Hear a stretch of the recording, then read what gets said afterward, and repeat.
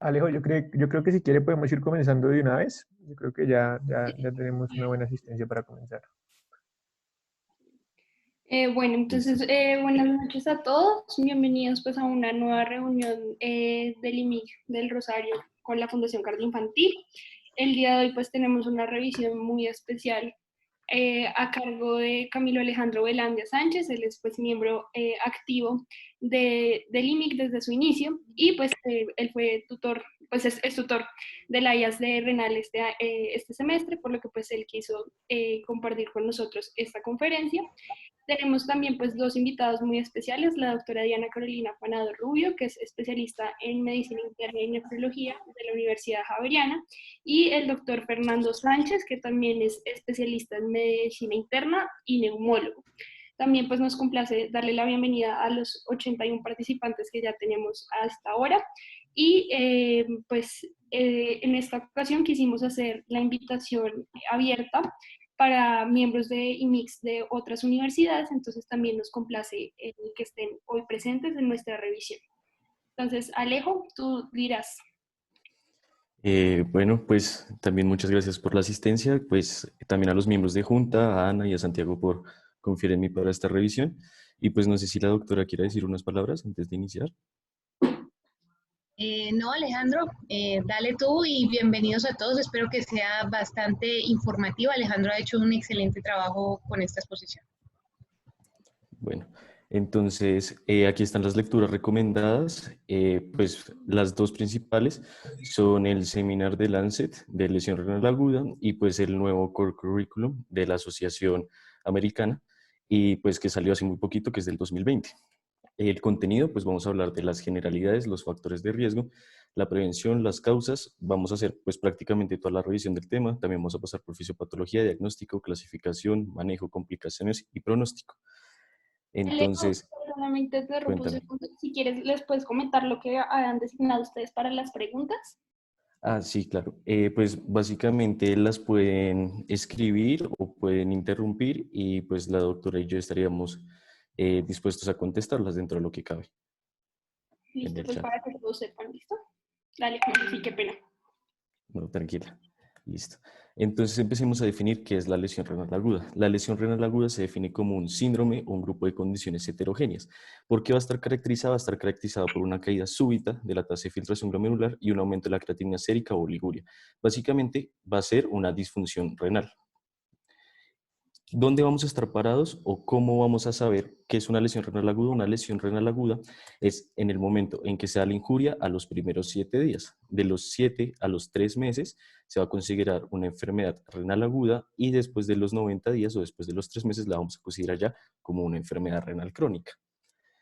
Vamos a profundizar un poquito más en esto y vamos a hacer una diferencia, pero antes de podernos hablar de cada una, quiero tener en cuenta un concepto, que es la creatinina basal. Nosotros vamos a tener en cuenta la creatinina sobre todo porque nos va a ayudar como un mecanismo diagnóstico o como un paraclínico. Entonces, idealmente, para poder diagnosticarlo necesitamos tener una toma previa. La toma previa idealmente sería en los primeros, los 3 meses antes o también se puede admitir hasta un año. ¿Qué pasa? Este escenario no es muy habitual en la práctica clínica, por lo que podríamos tener la creatinina de ingreso, digamos que el paciente entró por otra causa, como puede ser una neumonía, y que tengamos una creatinina de ingreso al hospital, o podemos estimar dependiendo de la edad y los factores de riesgo del paciente. ¿Qué pasa? Porque es importante tener una creatinina basal, como podemos ver en esta imagen de aquí abajo. La creatinina va a tener unos factores que lo van a modificar, como son la edad, el sexo o incluso la masa muscular. Entonces va a ser distinta en cada paciente y además nos va a poder ayudar a diferenciar dependiendo de si es un aumento súbito o ya es algo crónico. Entonces, ahora sí podemos hablar como tal de las diferencias entre cada una. La lesión renal aguda, como ya dijimos, se caracteriza por estar en menos de 7 días. Aparte, se caracteriza por tener una oliguria por más de 6 horas y un aumento en la creatinina súbito de 0.3 miligramos de decilitro en los primeros 2 días o en los 7 días que aumente más del 50% respecto a la basal. No tiene unos cambios estructurales definidos como tal, ni va a haber como tal otros medios por lo que se puede haber la lesión. La enfermedad renal aguda como tal, como ya dijimos, va a estar entre los 7 días y los primeros 3 meses. ¿Cómo la vamos a diagnosticar? Va a cumplir con los criterios de lesión renal aguda o en cualquier caso va a tener una tasa de filtración glomerular menor a 60 miligramos de decilitro o un descenso mayor de 35% comparada a la basal. Y vamos a tener ya alteraciones como puede ser albuminuria, hematuria o piuria. Y la enfermedad renal crónica como tal va a ser va a estar establecida por más de 3 meses, va a tener una tasa de filtración glomerular menor a 60 y el principal hallazgo va a ser la albuminuria. Ahora, es muy importante como tal hablar de la lesión renal subclínica. Entonces, ¿cuál va a ser la lesión renal subclínica?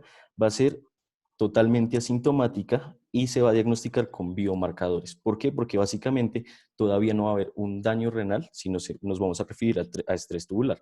Ya más adelante vamos a hablar de eso, pero tenemos ciertas pistas y es muy importante porque si logramos hacer una intervención temprana cuando la estamos diagnosticando, va a generar como tal un mejor efecto y un mejor pronóstico en el paciente. Entonces, hablemos un poco de la epidemiología.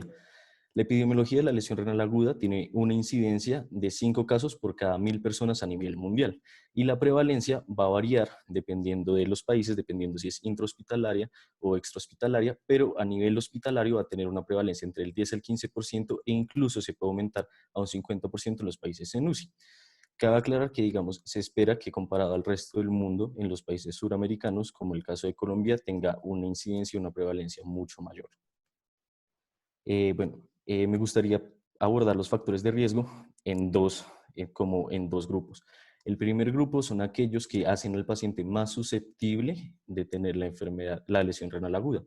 ¿Cómo cuáles van a ser? Va a ser la depresión de volumen, pacientes que tengan una edad avanzada, pacientes femeninos de raza negra, aquellos que tengan una enfermedad renal crónica de base, son muy importantes, o que tengan alguna otra enfermedad crónica, como puede ser una insuficiencia cardíaca, un EPOC, una cirrosis, los pacientes que tengan diabetes mellitus, cáncer o anemia. Sin embargo, vamos a tener otros factores de riesgo que están muy bien descritos para la lesión renal aguda, que son las exposiciones. Entonces, son aquellos procedimientos o contextos que hacen al paciente mucho más susceptible a desarrollar una lesión renal aguda, como puede ser aquellos pacientes, como ya hablamos, en UCI, que estén críticos, los pacientes con sepsis, los pacientes con shock circulatorio, quemaduras, trauma, los pacientes que se hayan sometido a una cirugía cardíaca o una cirugía mayor, no cardíaca, drogas nefrotóxicas, agentes ionizados de radiocontraste y algunas plantas y animales. Aquí, pues sobre todo en Colombia, o pues en los países subdesarrollados como tal, va a ser muy importante también la intoxicación por metales y por polución. Entonces, de una vez, ya teniendo en cuenta cuáles son los factores de riesgo, cómo podemos prevenirlos o cómo hacer al paciente evitarle que tenga una lesión renal aguda. Entonces, vamos a identificar los pacientes en riesgo, tanto con los factores de susceptibilidad como los exposicionales. Vamos a monitorear su tasa de filtración glomerular, su creatinina y su gasto urinario. Y aparte de eso, le vamos a administrar líquidos endovenosos cuando sea necesario. Y necesitamos evitar nefrotóxicos en casos necesarios o monitorizar los niveles en caso de que, digamos, ya sea, el ejemplo claro es cuando un paciente tiene sepsis y necesita vancomicina, la vancomicina es muy nefrotóxica, necesitamos monitorizar sus niveles. Entonces, por eso preferimos intentar prevenirla. Me gustaría hacer como tal un énfasis en los medios de contraste, en la prevención de la nefropatía por medios de contraste, sobre todo porque es algo en lo que nosotros podemos impactar y es muy frecuente en la práctica clínica. Normalmente nos dicen cómo antes de pedir un TAC o de alguna imagen, nos mandan a pedirle la creatinina al paciente, pero en realidad nunca sabemos por qué o por qué se la vamos a pedir ni cuál es la razón detrás de esto. Entonces, básicamente es porque los medios de contraste pueden generar nefropatía, pero van a tener ciertos factores de riesgo los pacientes, como pueden ser la enfermedad renal crónica de base, es la más importante, y sobre todo si tenemos enfermedad renal crónica concomitante a diabetes mellitus, se amplía aún más el riesgo de sufrir una nefropatía por medios de contraste. Además, es muy importante que los pacientes suspendan 24 horas antes de la toma los medicamentos como puede ser el GIECA, ARA2 y metformina sobre todo, y en algunos casos AINES, aunque no se toman como tal, como diariamente, y pues de manera crónica. Aparte de eso, tenemos que tener muy en cuenta el volumen circulante efectivo de nuestros pacientes, porque si está bajo también es un factor de riesgo para desarrollar la nefropatía. También se ha visto que se asocia a procedimientos como la arteriografía y la angioplastia. También tenemos que tener en cuenta la cantidad de volumen que vamos a administrarle a los pacientes. Si le vamos a administrar más de 350 mililitros o 4 mililitros kilogramo de contraste a nuestro paciente, aumenta el riesgo de que sufra una nefropatía por medios de contraste, o si le damos el contraste nuevamente en menos de 72 horas después de la primera toma de contraste. Asociado a esto, pues está la administración, la vía de administración, se asocia con mayor riesgo a aquellos pacientes que se le da una administración intraarterial comparados a aquellos que se les da intravenosa. Entonces, necesitamos tener en cuenta dos cosas en los medios de contraste. La primera va a ser la osmolaridad y la viscosidad. Entonces, como se pueden dar cuenta, esta gráfica nos ilustra los tres medios de contraste más usados. Tenemos aquellos de alta osmolaridad, de baja osmolaridad y aquellos isosmolares. Entonces, los de baja osmolaridad, para que lo tengan en cuenta, tienen una mayor osmolaridad que los isosmolares por el hecho de que fueron descubiertos después de los de alta osmolaridad, pero en general no es que sean los de más baja osmolaridad, sino son los isosmolares, para que no se confundan. Entonces, teniendo en cuenta esto, pues los dos factores como son la osmolaridad y la viscosidad, vamos a administrar tanto los de baja osmolaridad como los isosmolares a nuestros pacientes que tengan estos factores de riesgo. Digamos, además, se puede prevenir iniciándole infusiones o soluciones a los pacientes, tanto de bicarbonato de sodio como de cloruro de sodio. ¿Qué pasa?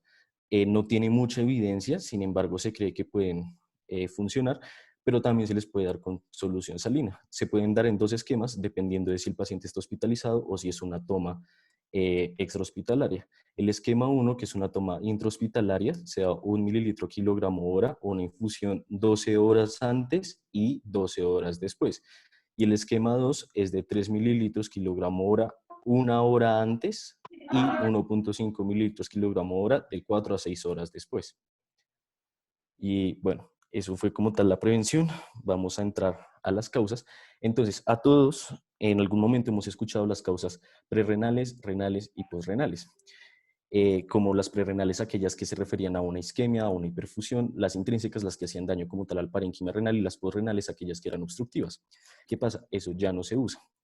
Hoy en día estamos usando esto que se llama el espectro del síndrome de lesión renal aguda, que es muy distinto, pero vamos a ver que nos va a ayudar a enfocar mucho mejor al paciente porque lo agrupa por, como tal, grupos de riesgo que tengan la misma fisiopatología, la misma epidemiología, el mismo tratamiento y un pronóstico similar. Por eso es que esta forma de clasificarlo es mucho mejor para ayudarnos a nosotros a guiar mejor el paciente. Entonces, explicando un poco mejor la imagen, vamos a tener como distintas enfermedades, como lo pueden ser sepsis, cirugías cardíacas, insuficiencias cardíacas descompensadas, pero ¿por qué va a ser tan rara esta gráfica? Esta gráfica va a ser tan rara ya que no van a, o sea, como la enfermedad puede o no puede causar la lesión renal aguda, dependiendo de la susceptibilidad del paciente, y además, asociado a esto, pueden combinarse o sobreponerse las enfermedades. Entonces, como saben, los pacientes con sepsis pueden desarrollar lo que se llama un shock séptico, los pacientes dentro de cirugías cardíacas, los pacientes con insuficiencia cardíaca, nos pueden desarrollar diferentes tipos de shock o distintas patologías que pueden sobreponerse. Entonces, para que entiendan un poco mejor esto a lo que me refiero, aquí pueden ver cómo la nueva agrupación y cómo lo podemos dividir dependiendo de la causa, que va a ser lo más importante, y cómo esta nueva división va a tener en común tanto epidemiología como patofisiología como el manejo. Entonces, las principales nuevas agrupaciones son sepsis, cirugía cardíaca, falla renal aguda, una hipertensión intraabdominal, síndrome hepatorenal, aquellas que tengan posibilidad de malignidad, o el síndrome cardiorrenal. No me voy a meter mucho en lo que es la fisiopatología de cada una, sino algo más general de la lesión renal aguda. Entonces, antes de empezar con eso, quiero que tengamos en cuenta unos conceptos importantes. El primer concepto importante es la azoemia perrenal. ¿A qué se refiere con azoemia perrenal? Se refiere al acúmulo de los metabolitos del nitrógeno, como pueden ser esencialmente la creatinina y el BUN. ¿Qué pasa? Se asocia mucho a una hipoperfusión renal sin daño, como tal del riñón. Vamos a tener la necrosis tubular aguda, pero cuando hablamos de necrosis tubular aguda estamos hablando de un diagnóstico histopatológico, netamente como tal que haya necrosis franca en los túbulos. Por eso hoy en día ya no se usa como tan comúnmente como se usaba antes. Hoy en día vamos a hablar de la lesión tubular aguda, que va a ser muy importante. ¿Cuál es la diferencia entre la necrosis tubular aguda y la lesión tubular aguda? Va a ser que como tal, esta no requiere el diagnóstico histopatológico, sino se puede ver a través de diferentes cambios, como puede ser la descamación del epitelio de los túbulos en el uroanálisis, entre otras cosas. Tienen características muy similares, se suele decir que duran más de 72 horas, bueno, entre todo eso que sabemos. Entonces, eh, la lesión tubular aguda, como su nombre lo dice, es la lesión propiamente dicha del túbulo. Pero aparte de eso vamos a tener lesiones directas, lesiones indirectas y obstrucción intratubular. Entonces las lesiones directas del túbulo pueden ser de manera isquémica, como ya lo habíamos visto, asociado a soemia prerrenal. Cuando ya genera el daño, ya va a ser una lesión tubular aguda. Entonces, en este caso está, digamos, el shock, están los pacientes que tienen estenosis de la arteria renal, entre otras causas. Y la podemos también dividir en tóxicas, que se pueden dividir en endógenas y exógenas. Endógenas está el caso de, digamos, de los pacientes que tienen raptomiolisis, aquellos pacientes que tienen colecistitis. Se ha visto que el aumento pues, de la bilirrubina y pues, de los demás componentes también pueden generar un daño al riñón. Y las exógenas, como ya hablamos, como pueden ser medicamentos, lesiones por medios de contraste o incluso toxinas bacterianas. La lesión indirecta del túbulo como tal, pues va a ser cualquier otra parte del riñón que después pueda afectar el túbulo. ¿Cuáles son las otras principales partes del riñón? Va a estar el glomérulo, como pueden ser las glomerulonefritis. A nivel vascular, como podemos hablar de microangiopatías trombóticas, de muchas otras causas, como puede ser la diseminación intravascular, la coagulación intravascular diseminada, o túbulo intersticiales, como puede ser la nefritis intersticial aguda, que también me afecta el túbulo renal. Y por último tenemos la obstrucción intratubular. Ahora, ¿qué es la nefritis intersticial aguda? El término nefritis intersticial aguda se refiere como tal a la inflamación del intersticio renal. Entonces, lo más importante es que la principal causa de nefritis intersticial aguda es una reacción por hipersensibilidad a los medicamentos. Pero los medicamentos también pueden generar una lesión tubular aguda. Entonces, cabe resaltar que esto se ha descrito muy bien. Aquellos medicamentos de importancia que nos deben importar que me van a generar una nefritis intersticial aguda van a ser los beta-lactámicos y los inhibidores de la bomba de protones. Van a ser como los dos más importantes. Pero además podemos tener sulfonamidas, aciclovir, metrotexate o los suplementos dietarios y herbales. Y a nivel de lesión tubular aguda vamos a tener, como ya hablamos, los medios de contraste, los AINES, los aminoglucósidos, la anfotericina B, la vancomicina, el tenofovir y los inhibidores de la calcineurina. Bueno, ahora hablando un poco de fisiopatología, vamos a iniciar la fisiopatología con la historia natural de la enfermedad. Entonces, ¿cómo va a ser la historia natural de la enfermedad? Se puede evidenciar en la gráfica de la izquierda como una línea recta o a manera lineal. Entonces vamos a tener un riñón como tal funcional que va a tener unos factores de riesgo incrementados, de los cuales ya hablamos para desarrollar la lesión renal aguda. Cuando estos factores de la lesión renal aguda se acercan a una exposición o algo que me genere el daño, vamos a tener como tal el daño en el riñón, ya sea tubular o no sea tubular. Este daño, como tal, me va a generar una pérdida de nefronas y me va a generar una disminución en la funcionalidad que se va a ver reflejado en la tasa de filtración glomerular. ¿Qué pasa? Esto va a generar un ciclo vicioso o un feedback positivo. ¿En qué sentido? Cuando el riñón empieza a recibir el daño, él intenta compensarlo con sus otras riñones, con sus otras nefronas funcionales. Las otras nefronas lo que van a hacer es aumentar la presión intraglomerular y como tal generar una hiperfiltración, aumentando como tal el volumen que pueden filtrar. Al hacer esto, lo que están haciendo es dañarse a sí mismas y generar más complicaciones y llevar como tal ya a la falla renal. La falla renal se puede asociar a complicaciones y la muerte del paciente. ¿Qué pasa? A medida que ha avanzado el tiempo como tal, se han dado cuenta que esto no es completamente así de lineal, sino va a tener otros factores. Y para eso tenemos esta gráfica que está aquí a la derecha. Entonces, en el eje Y vamos a tener la tasa de filtración glomerular y en el eje X vamos a tener la injuria a los túbulos renales como tal o al riñón. Entonces, vamos a tener dos eventos que son muy importantes, que es, como ya los hablamos, los factores de riesgo y estrés tubular. Este concepto de estrés tubular es muy importante, ya lo vamos a ver más adelante, sobre todo porque se asocia a los biomarcadores, y es como tal que el túbulo o las células del túbulo están sometidas a un mayor estrés y me van a generar una mayor susceptibilidad a que se genere el daño. Entonces, a nivel de la tasa de filtración glomerular, podemos tener disfunciones donde puedo ver una disminución, por ejemplo, de la creatinina o de la tasa de filtración glomerular, pero no voy a tener daño como tal aún. En cambio, a nivel del daño, puedo tener biomarcadores que me muestren el estrés o el daño o las anormalidades. ¿Qué pasa? Para definir lesión renal aguda necesito una combinación de los dos y va a ser en este punto. Vamos a necesitar como tal un daño y una disfunción. Entonces, ya teniendo claro eso, como en el momento en que se genera el daño, vamos a tener ciertos mecanismos generales. Esos mecanismos generales van a estar dados por una fase inicial o de instauración, donde se puede ver como tal el daño a la célula. Entonces, el daño a la célula va a estar caracterizado por una pérdida de la polaridad de la célula causada por una disminución del ATP en general. Eso va a tener como tal toda la cascada que ya sabemos de que se va por la vía anaerobia, y además de eso vamos a tener como tal el aumento de sodio intracelular, la excreción de potasio excesiva y el aumento de cloro que me va a dañar la membrana. Eso me va a generar como tal que se despegue la célula de la membrana basal y pues me va a generar un cambio de todas las bombas y de todos los canales a nivel intracelular. Después de la fase de iniciación, vamos a tener otra fase que es la fase de extensión.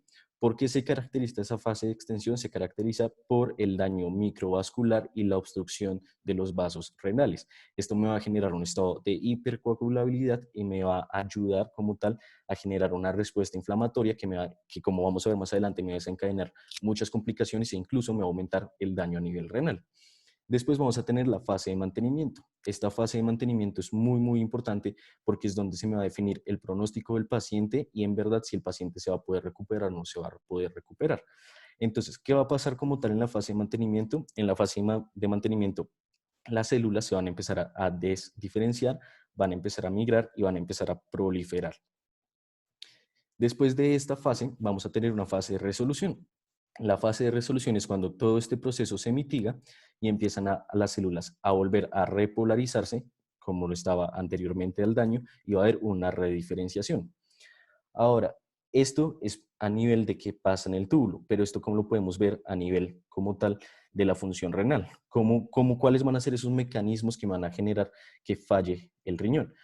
Por un lado, tenemos tres teorías. La primera es la vasoconstricción de la arteriola aferente ante todo este mecanismo.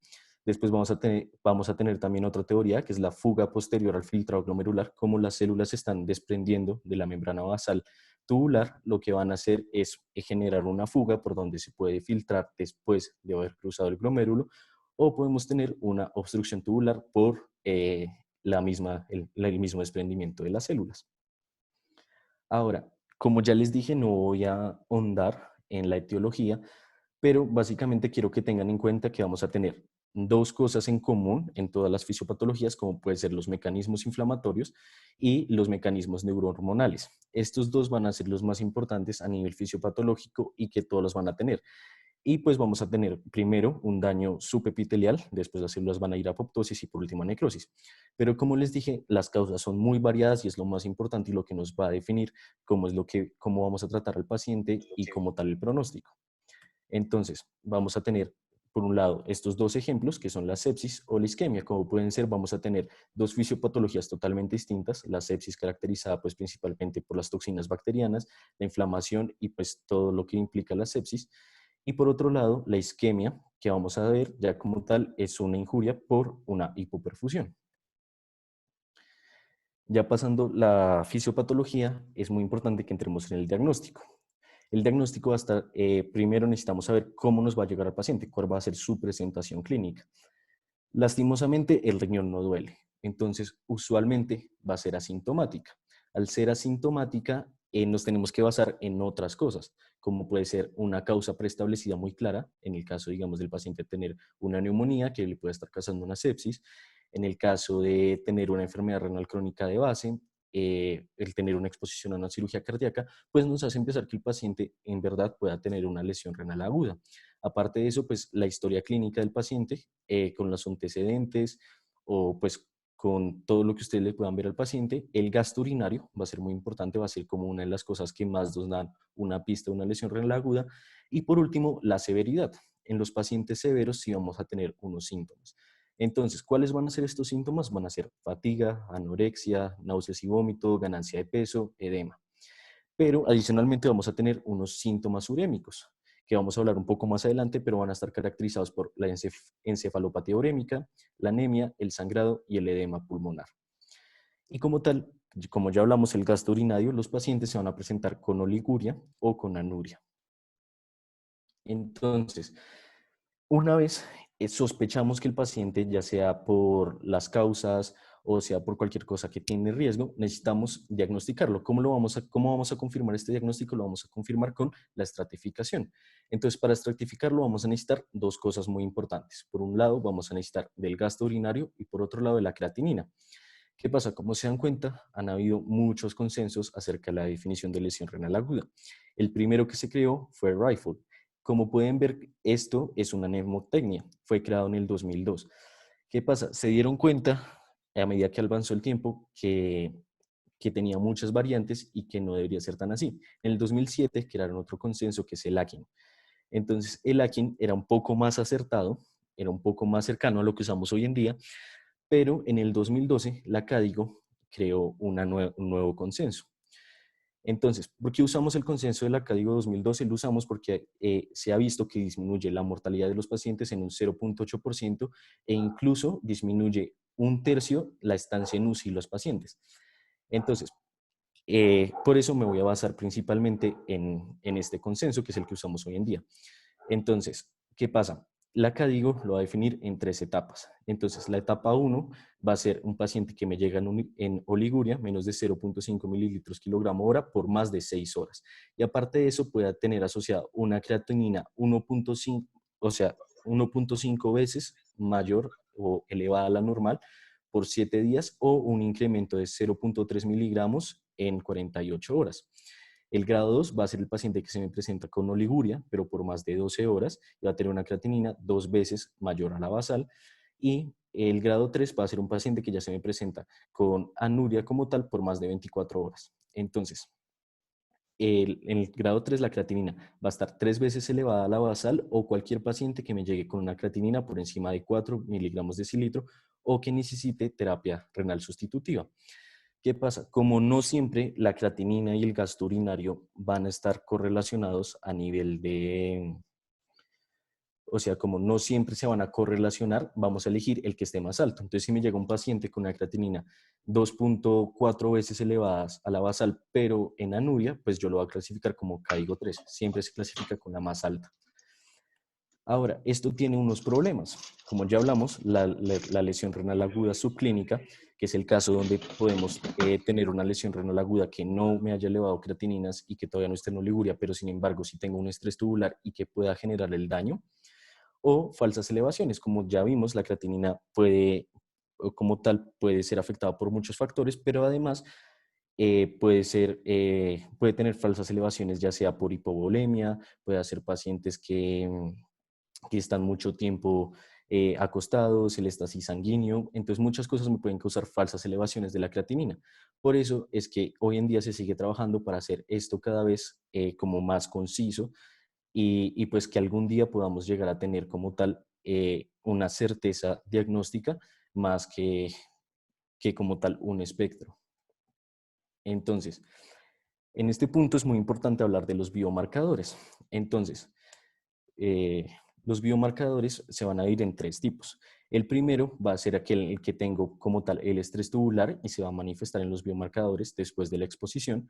Este va a ser muy importante por lo que ya hablamos de la lesión renal aguda subclínica. Aquí es donde la voy a diagnosticar.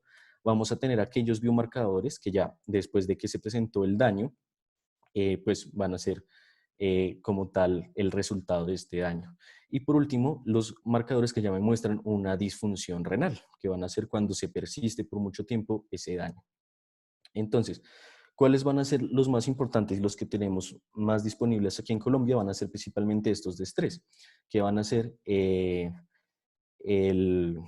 el inhibidor tisular de la metalloproteínas A2 y el factor similar a la insulina tipo 7. Estos van a ser los más importantes por lo que ya les mencioné. La lesión renal aguda subclínica nos van a ayudar porque si podemos intervenir en este punto, van a ser muy importantes. ¿Qué pasa? El problema es que, como lo dice aquí, se presentan inmediatamente después de la exposición. Entonces necesitamos tener una exposición clara, necesitamos tener el día 1 de la exposición donde se genera el daño y su pico se va a dar entre las 6 a las 24 horas. Por eso va a ser muy complicado su uso, pero en el caso de que nosotros lo podamos usar correctamente, le van a ayudar muchísimo al paciente.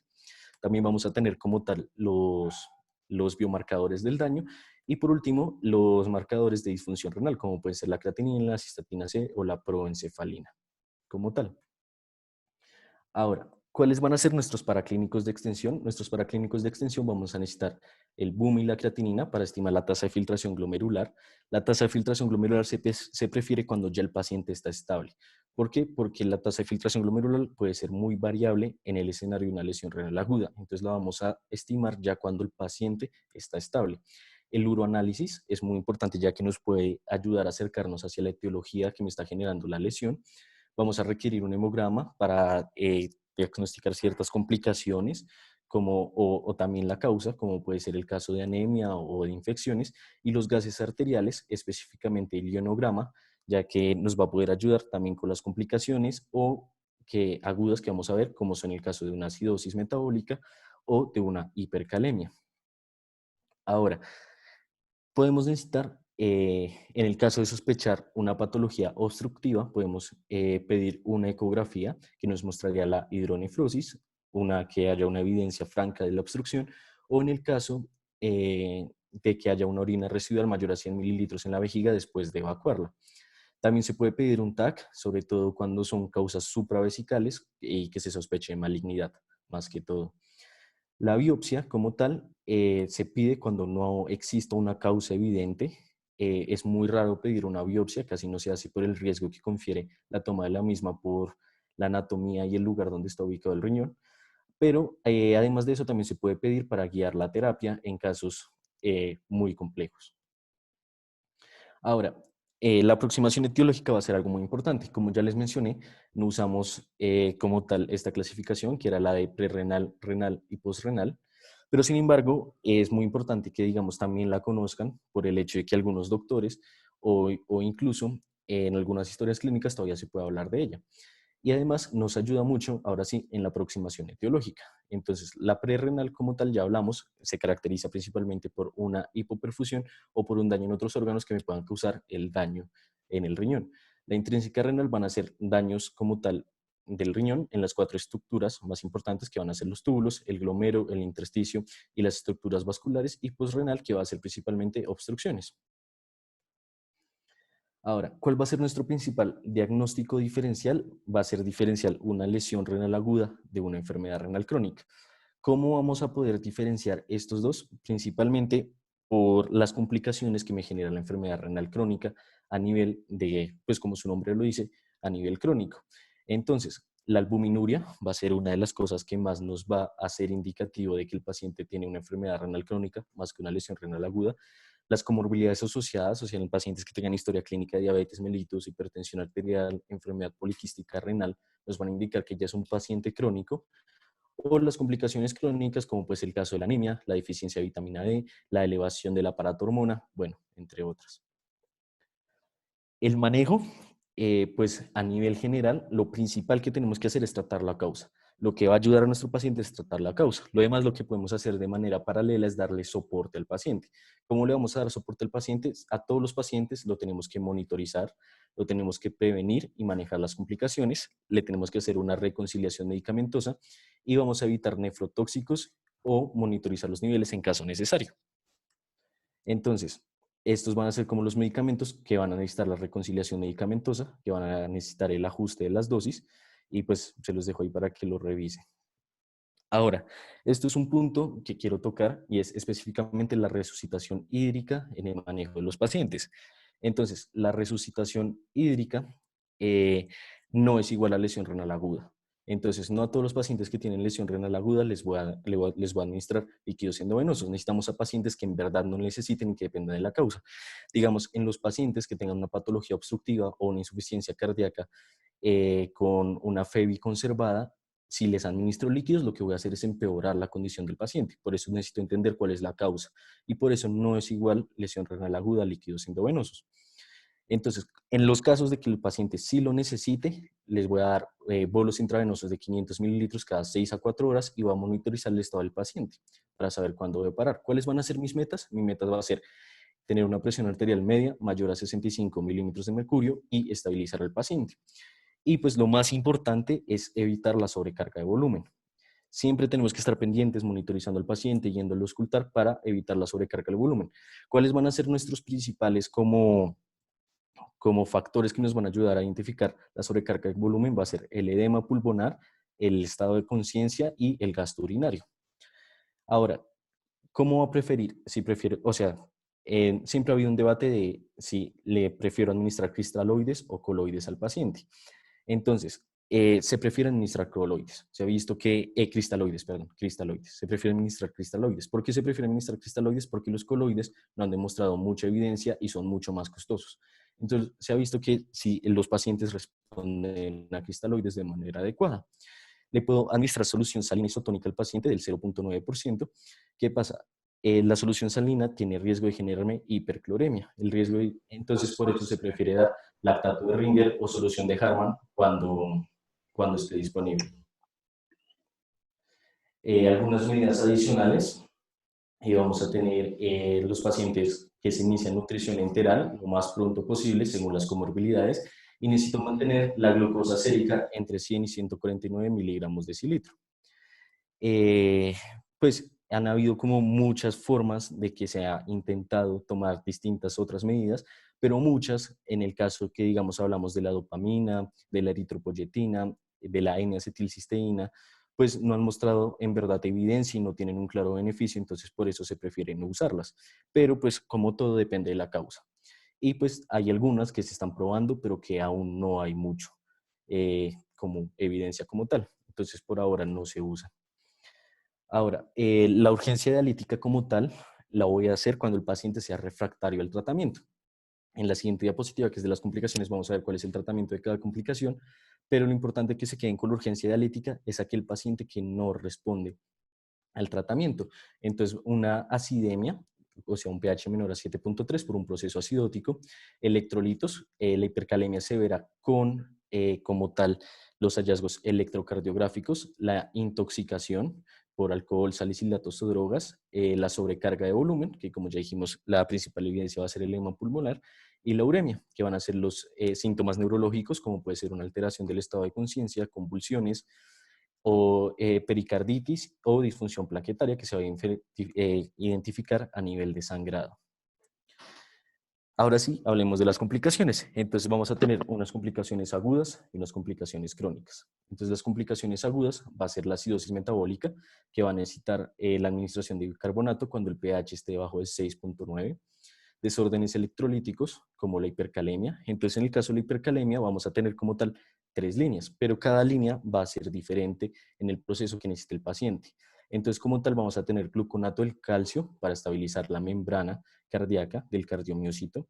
Vamos a tener aquellos que me generen como tal un aumento del potasio intracelular, como puede ser la insulina, o los beta-adrenérgicos, activando la bomba sodio-potasio ATPasa, o cuando ya necesitamos remover como tal el exceso de potasio del cuerpo, podemos usar diuréticos de asa o resinas de intercambio aniónico. Bueno, en el caso de que el paciente tenga una sobrecarga de volumen, como ya hablamos, el edema periférico o pulmonar, le vamos a dar un diurético de asa. Las complicaciones urémicas, los síndromes neurológicos, necesitan terapia sustitutiva renal como tal.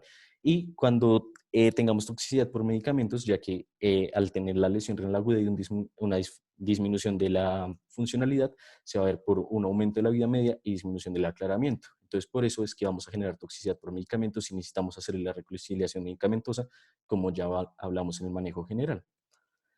Ahora, vamos a tener unas complicaciones crónicas.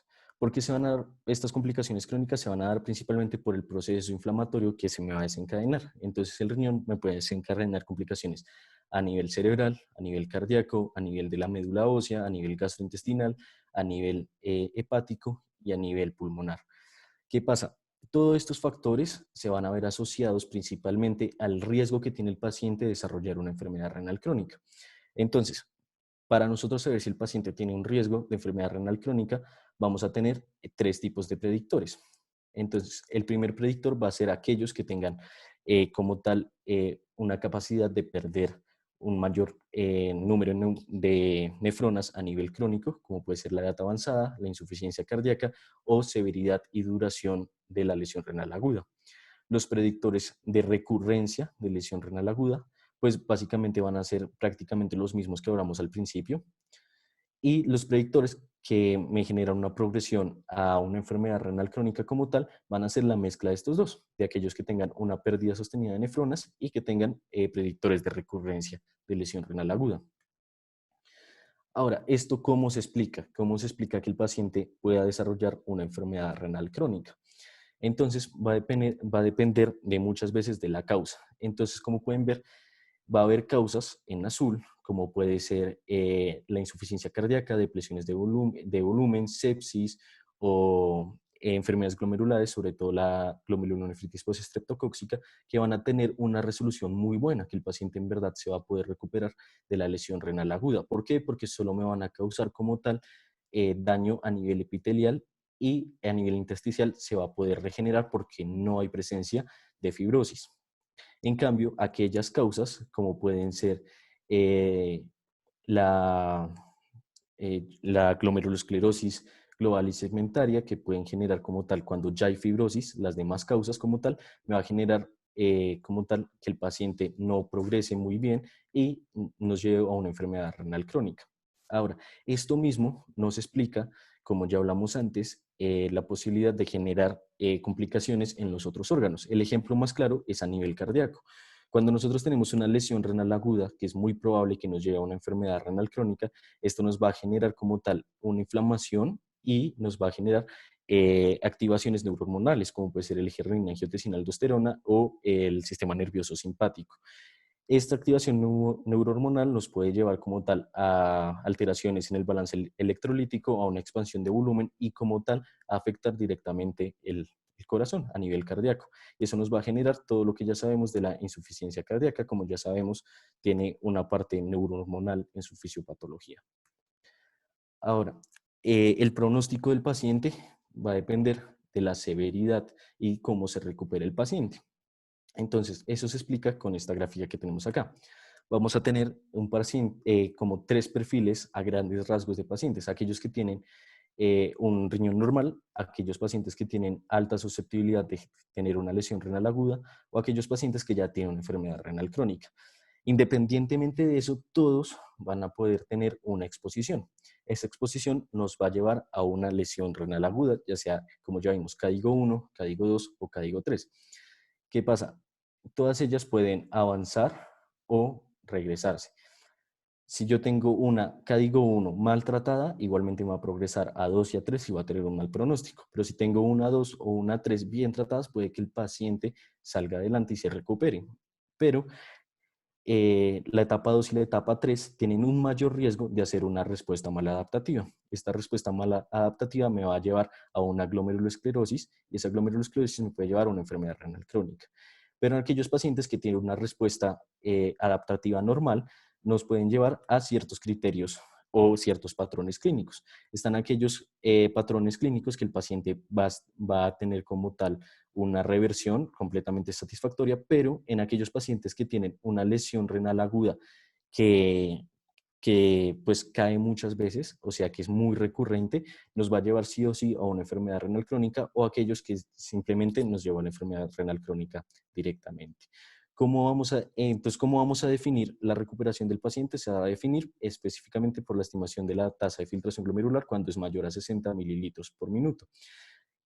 Actualmente se habla como tal de la reserva funcional renal, es un tema muy complicado, no quiero andar mucho ahí, Pero entonces, cuando el paciente en verdad se recupera, se ha visto que tiene una mortalidad de 10% al año. En los pacientes donde esto no se da bien y se da una respuesta mal adaptativa, la mortalidad va a ser 47% a nivel intrahospitalario y 23% al año. Entonces, ya a manera de conclusiones, para poder responder las preguntas que tenían y dejar hablar a la doctora, pues quiero que se queden con varias cosas. Quiero que se queden con que la lesión renal aguda es una enfermedad multisindromática, que la causa es de vital importancia, que necesitamos hacer un diagnóstico oportuno y correcto para poder intervenir de manera temprana y que la lesión renal aguda no es igual a líquidos endovenosos. Entonces, este es un cuadro del artículo de Annals que nos ayuda a resumirlo. Entonces, lo primero que tenemos que hacer es un paciente que tenemos sospecha que tiene los factores de riesgo, clasificarlo con creatinina y el gasto urinario en los estadios 1, 2 y 3 y estar muy atento a las complicaciones del paciente para tratarlas y prevenirlas. Después vamos a hacer un diagnóstico etiológico, ya sea por una hipoperfusión, por una obstrucción o por un daño como tal del parénquima. Y por último, vamos a tener estrategias de prevención, estrategias de manejo y como tal, pues ya referir al nefrólogo en el caso de que sea necesario.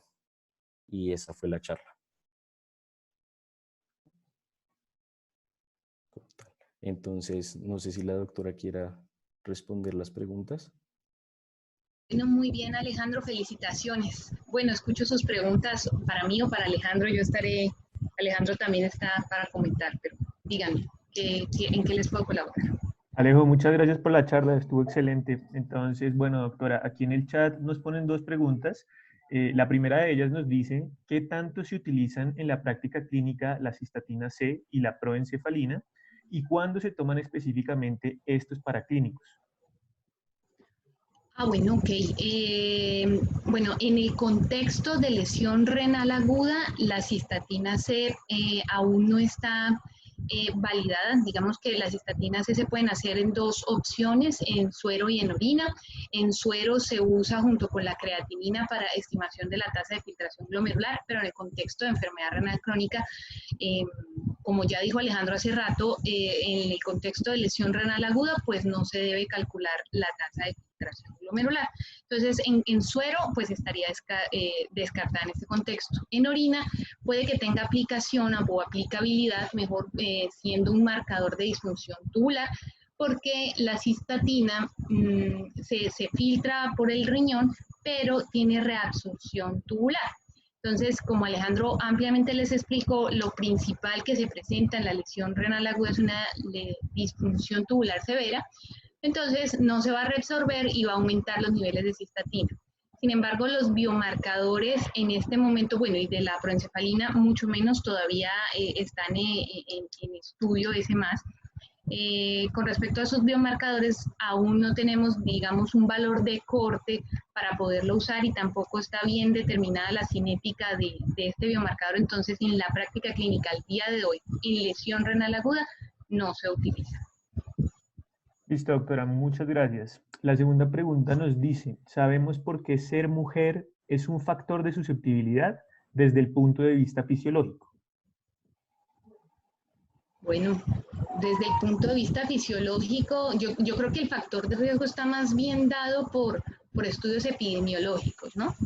Si me preguntan fisiológicamente, pues las mujeres tienen un menor volumen, un menor flujo sanguíneo renal, pero pues eso está relacionado con que tienen una menor masa renal. Pero no, yo creo que en realidad lo dejaron como factor de riesgo por estudios epidemiológicos más que por una causa fisiológica. Listo.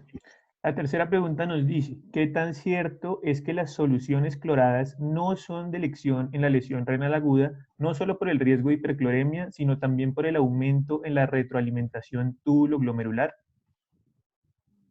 Muy buena pregunta. Inicialmente, esto es como un planteamiento fisiológico que se propuso inicialmente porque sabemos que las soluciones cloradas incrementan, obviamente el cloro se filtra y llega a la mácula densa y el incremento, la mácula densa sensa el incremento del cloro como si hubiese un incremento en la tasa de filtración glomerular. Entonces, él lo que llega y hace es que libera el tromboxano y activa el feedback túbulo glomerular.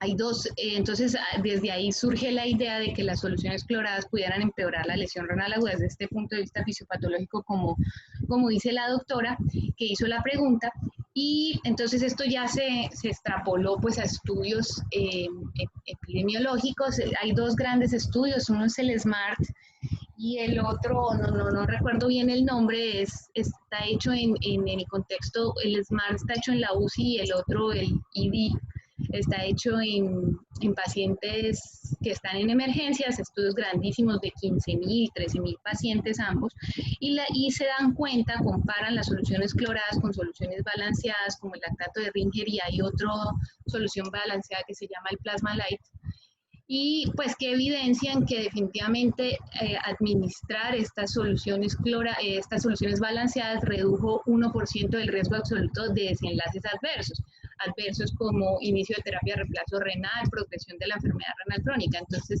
sí, definitivamente debe ser una indicación en este momento que evitar las soluciones cloradas en el contexto de lesión renal aguda como el contexto, como la idea de evitar una nueva anoxia renal para favorecer la recuperación.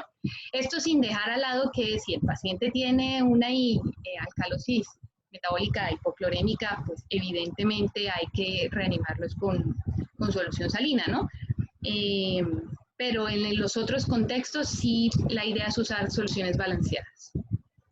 Listo, doctora. La siguiente pregunta nos dice, ¿cuáles son los criterios para la toma de una biopsia? En lesión renal aguda, bueno, si un paciente, como Alejandro ha especificado o aclarado ampliamente, lo más importante siempre es tratar de determinar la causa, ¿no?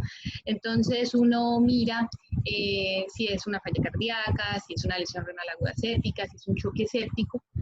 Sin embargo, cuando uno está en el cuadro clínico y dentro de su sospecha diagnóstica es que el paciente tenga una glomerulonefritis rápidamente progresiva, que estaba dentro de las causas de lesión renal aguda como glomerulonefritis, o en el contexto de microangiopatía trombótica, pudieran aplicarse el estudio de hacer biopsia renal. Y esto, ¿cómo lo hacemos? Pues miramos el uroanálisis, que es el que principalmente de pronto nos pudiera orientar, ¿no? Entonces uno ve que el paciente tiene proteinuria, tiene hematuria, tiene piuria, tiene bacteriuria o tiene alguna presencia de cilindros, y no tenemos ninguna otra causa. Digamos que la causa más probable es una enfermedad glomerular. En ese contexto aplicaría la biopsia renal. Listo, doctora. La siguiente pregunta nos dice, ¿qué tanto se usa en la práctica la fórmula Kinetic para el cálculo de la tasa de filtración glomerular en lesión renal aguda? No, ahorita, si se dan cuenta, los criterios diagnósticos de lesión renal aguda es la creatinina y el gasto urinario hasta el día de hoy. Probablemente con el tiempo nos podamos pasar a fenotipos de lesión renal aguda, uno que es el que ya tenemos determinado, que es el AQI subclínico, pero más adelante probablemente sí tengamos algún fenotipo. Ahorita la fórmula cinética no se usa. La fórmula cinética se puede usar en el contexto de ajuste de tratamiento antibiótico, cuando está el paciente en una lesión renal aguda, y también lo tenemos en terapia de reemplazo renal.